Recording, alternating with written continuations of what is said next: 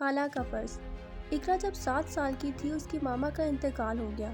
گھر کی خاموشی، کپڑوں کی خوشبو اور ماما کی مسکراہٹ سب ہوا میں محسوس ہوتی تھی، لیکن ایک چہرہ ایسا تھا جو کبھی دور نہیں ہوا، خالہ اسما۔ خالہ نے اپنی زندگی کا پلان، اپنے سپنے، اپنی خوشیاں سب سائڈ پہ رکھ کر ایک چھوٹا سا وعدہ کیا: اقرا میری بیٹی جیسی رہے گی، اسے کبھی اکیلا محسوس نہیں ہونے دوں گی۔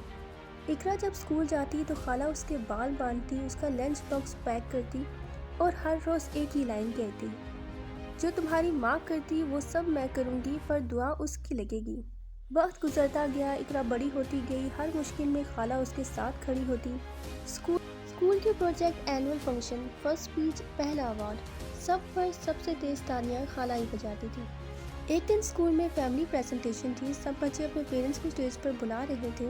اقرا نے مائک پکڑا، اس کی آواز ہلکی پھلکی کام رہی تھی: میری ماں اب نہیں ہے، پر اللہ نے مجھے ایک اور ماں بھیجی ہے۔ پورا ہال خاموش ہو گیا۔